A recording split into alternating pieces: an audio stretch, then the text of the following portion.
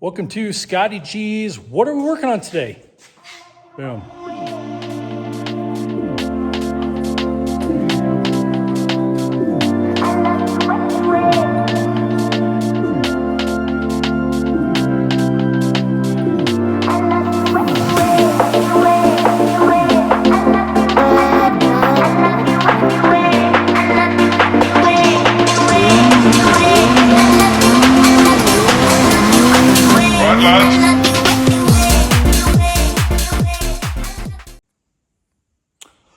Today, we are putting in some new ramps.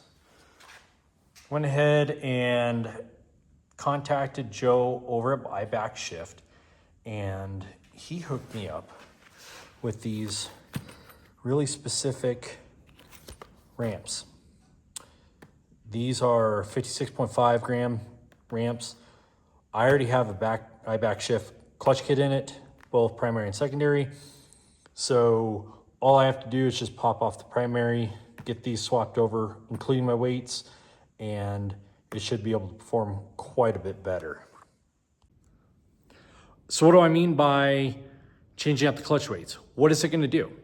Well, specifically the ramps that we are putting in are going to be able to bring up track speed a lot faster.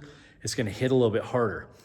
These were built for what I'm building. So they're kind of a custom build for the ramps. And since I've done the drivers, the big wheel kit, boost pipes, the reeds, the blow-off valve, and then eventually I'm going to be doing the tune here a little bit later, that is all going to be enabling my motor to ramp up a lot faster, and I'll be able to get the front end up a lot quicker, and it won't hesitate as much. Backshift doesn't hesitate, but with the added horsepower, it's just going to run out just a little bit quicker. So these ramps are going to enable me to reach faster track speeds right off the bat with the added horsepower. So what do we need to do is we need to pop off that primary clutch. I have all my tools laid out here. So everything is through Backshift. I got the holder, I have the puller tool, I got the ramps, I got the actual compression tool, and then I got the holder.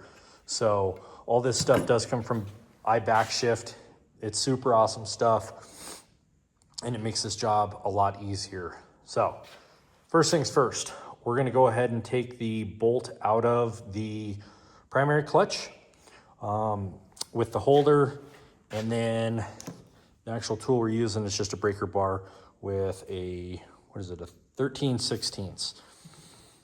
Once that bolt comes out, then I'll be able to use my tool, put a little bit of grease on the tip of it so that it can run up against it and it can pop off nice and easy. And then from there, we'll start getting in the nitty gritty of changing out these ramps.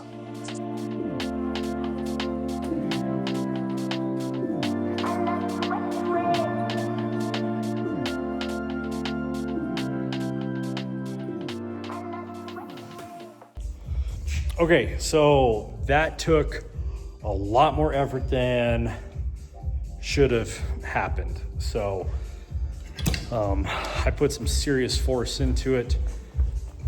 Yeah, that was a little bit shocking. So, but it's off. I'll get it all cleaned up, and then we'll see if we can't get it back on in a better way. So I'll show you how to separate the halves, and then we'll take off the actual cushion and go from there. So, okay, so here is the clutch.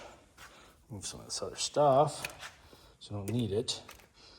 But there's the clutch. Now, when you separate the halves, you take your actual removal tool and you screw it all the way in until just about where there isn't any threads. So it's about 8-9 turns in. And then what I do is I come over and I get a BFH. So have a nice BFH, come over, and then I will strike it right here, and then it'll separate the two. So we'll go ahead and do that, and then we'll get this thing in the vise and in the mount and start disassembling. Okay, it's all separated. Now, I want to show you something. Specifically on this guy, it does have a mark. These are lineup marks. And then on this, you can see I got a mark here. But on the back side, let me get this out here. There's a mark there. Everything is marked. There's the actual lineup mark. So I just want to make sure everything is nice in line, so when we take everything off, it is balanced appropriately. And I want to make sure that it is going to go back exactly the same how it came from factory, because especially on this half, it does have, let's see here, where is it? It's not on this one, it's not on this one. You do have some holes here. It's just balanced. Especially on the secondary clutch, it's a lot more important, but this is what we need to do. As you can see, some of these bolts are quite nasty with rust. I'm gonna clean everything up. I'm gonna take it apart, put it back together, go from there. So we have the cushion off, we got the bolts out, and we are now working on the inners. So when you take the cushions out, I like to use a real nice T40 on a ratchet, and it just makes it a lot easier for it to come out and whatnot. So, and I'll tell you, the holder from Backshift is some of the best around. Holds it real nice and steady. I can get access to everything and go from there. So when you put your holder on, there's a little tiny circlip on the inside of this that you need to pop out. So you can press it, you get the circlip out, and then you can release the whole thing. Once the spider is off, then we can start addressing each one of the ramps, and then it's put it back time.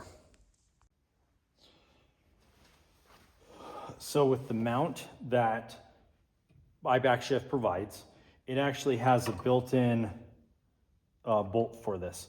So all you gotta do is just have the collar itself, place it on, and then you run the bolt in, which is really nice and easy.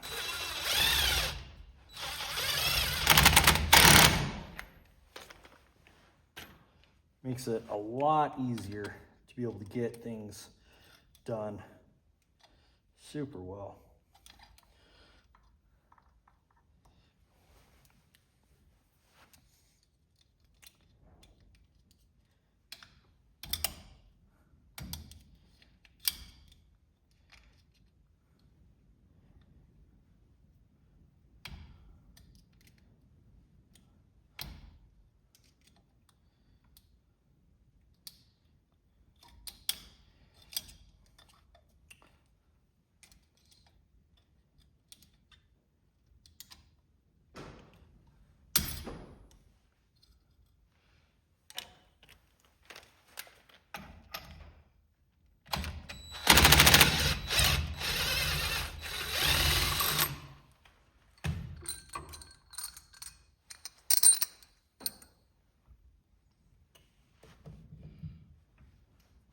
And there's that circlip I was talking about.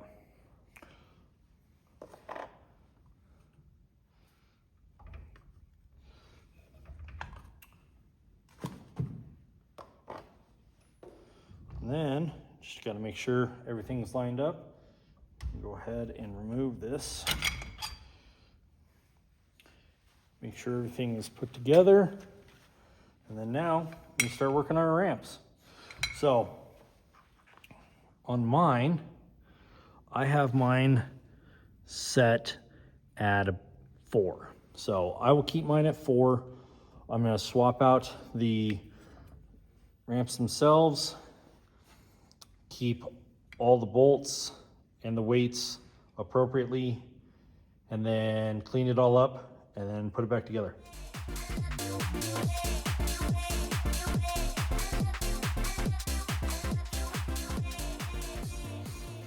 So to get the ramps out, what you do is you take all the bolts out here. Then you take another bolt. What I like doing is I just take another bolt, I stick it in, I screw it in. It's the exact same size as these ones. As you can see, this one's already popped out. But what I'll do is I'll screw it in quite a ways, and then I take, on this one, I just take a screwdriver and I just start forcing the actual pin out. It's super easy to do, but you just gotta make sure that you're holding it in the holder and it's not able to move at all. So you just go around, hit every single one of these, get it taken out, and then it's time for ramps. Okay, so here are the ramps that originally came with the original kit, and here's the new ones. So a little bit of a different ramp design, as you can see. Let's see, I can take a look. So looks like it's a little bit flatter there, and this has more progressive. So I've also tuned my ramps with weight for my altitude. You're gonna wanna do the altitude that Joe suggests. So all you do is you take your Allen key, you get in there. It can be kind of tough. I've already broken this one loose, but all you do is just take this with your weights out, take this guy out, put this back in, put your key back in, and you take your weights and you just put them back together just like that. So super, super simple. Get in there, give it a nice good, tighten down, and it is ready to go back in. We'll get the rest of them done. We'll put them in. I really wanted to show you the difference in ramp design. So as you can see, this one kind of has a little bit more of a flat spot kind of in the front. This has a little bit more of a curve, and then you can see right there that it's actually cut off, where this one is significantly thicker all the way through the tip. So I think this one's going to perform quite a bit better for my application. And these were great for the original build, but we're adding more power. We need to do something a little different. I just noticed something else. If you look at the tip design, it's actually different. So I'm not exactly sure what the thought is behind that, but I mean, identical ramps, they're just cut differently on the inside. So we'll see how it performs. So all the ramps are back in. I put the pins in already, so they are good to go. Now to put the bolt in, you're going to want to use your standard high strength Loctite to put just a little bit on the tip of it. It's just to secure, make sure that nothing is getting loose. So just a little bit, nothing super crazy.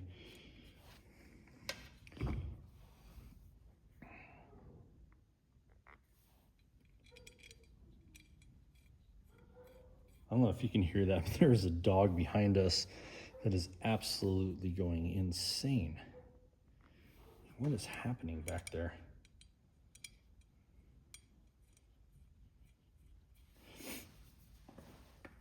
So when you tighten the bolts down, the pin itself will come in and it'll seat. So that shouldn't be an issue whatsoever.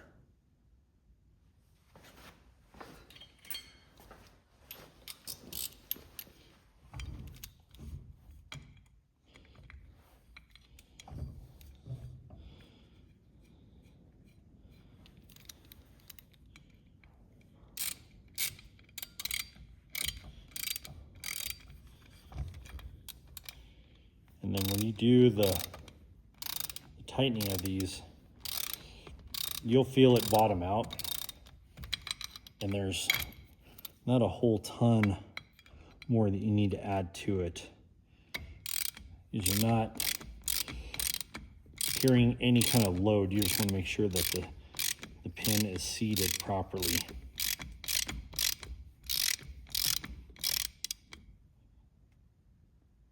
And there it is. And you see the pin itself seated. This one's not. So we'll get the rest of them tightened down. We'll put the spider back inside and then tighten down the cushion, get everything back in, go from there.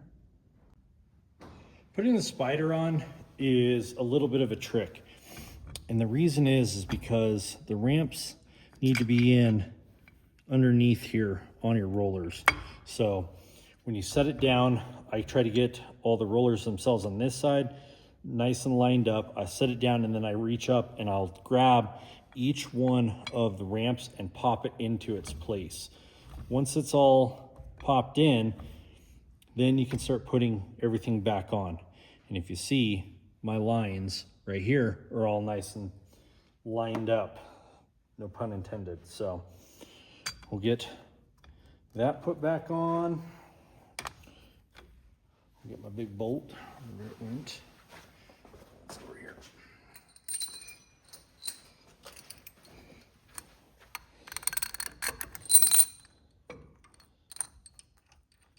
Make sure it's nice and seated before you use your impact gun to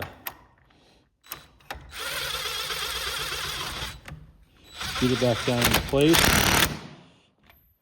And you don't want to go too far right here because specifically when you put your clip in, you can't get it in. So I'll release it just a little bit so I can situate it properly and then go from there. Okay, stupid me. You actually have to put the clip in before you do this. So once everything is in, I like to get one side started, start pressing it around. I can grab my little screwdriver and I assist with getting it back into place. Let's see if the other side, there we go. Might even give just a little bit more. There we go. So properly seated. It's in its hole. And now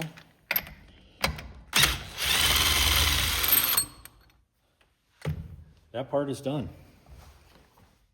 Springs in, the top is in, the circlip is in, and honestly, we can start putting all the rest of our pieces. So there is a gasket, a metal gasket. I actually ended up marking it, so it makes it a little bit easier. But this is not too terribly important. The cushion itself is. So just want to make sure it's all nice and lined up. I'll take my bolts, put them in, and get those situated and start doing them by hand.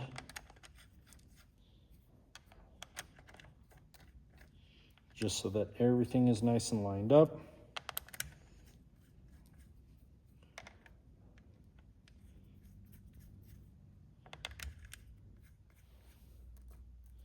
Everything sits properly. And then you're going to use your T40 Torx to get that seated.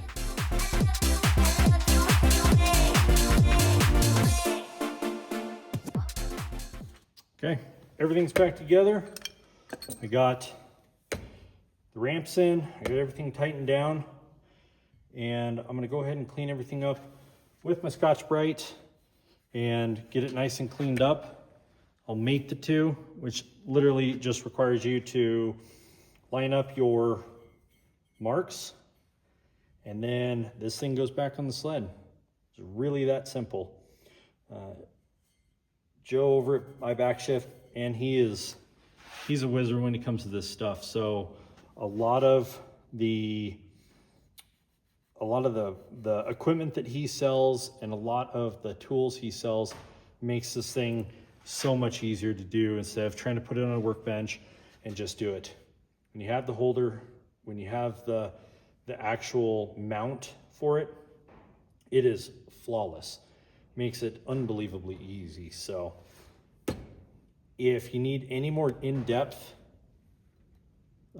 clutching or anything that has to do with backshift, I'll link my other build for this so that you can see the full process of doing the secondary clutch and going from there. So we'll clean this up, we'll get it back on the sled and be done waiting for that tune.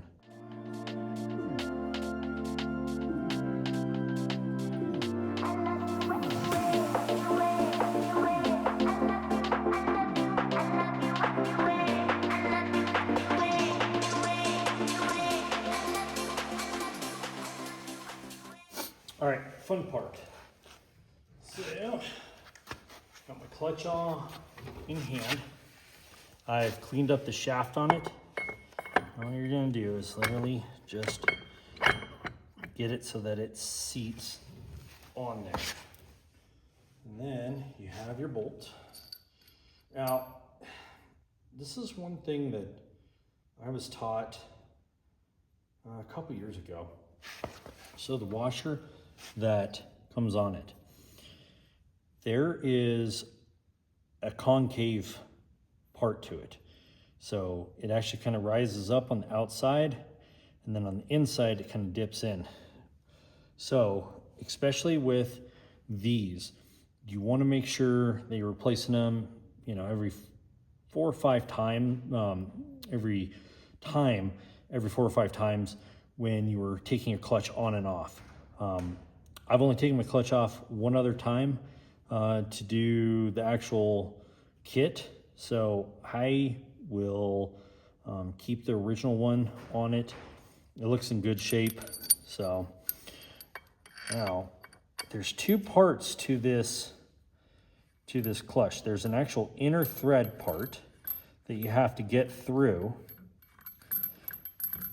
and then once you're through, then it will go slack again. And there's a lot of threads in this one.